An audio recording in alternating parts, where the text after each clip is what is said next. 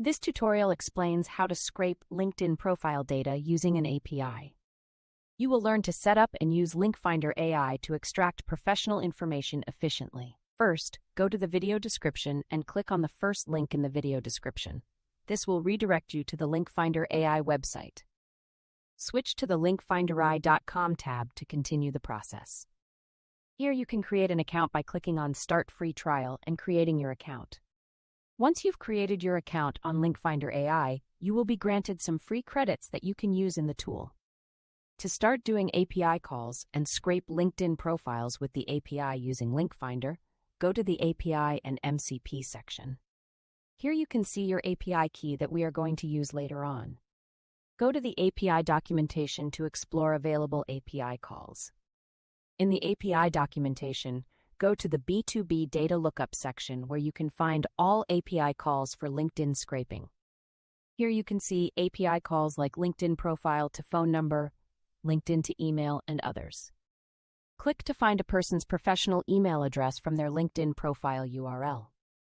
Click to extract full profile data from a LinkedIn profile URL.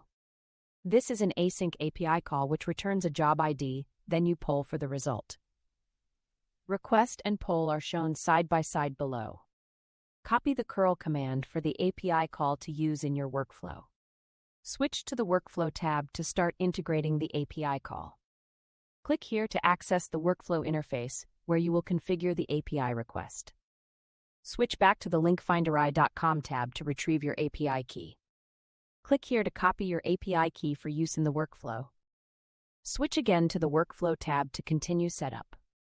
Click the field containing your API key to prepare for pasting.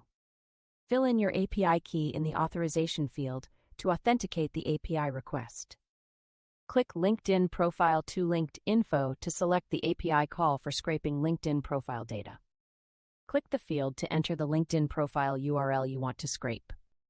Fill in the LinkedIn profile URL that you want to scrape. Click here to confirm progress in the workflow setup.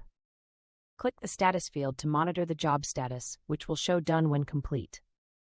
Click the API key field to prepare for re-entry in the next API call. Fill in your API key again for the subsequent API request. Click the Poll URL field to use the URL for polling the job status and results.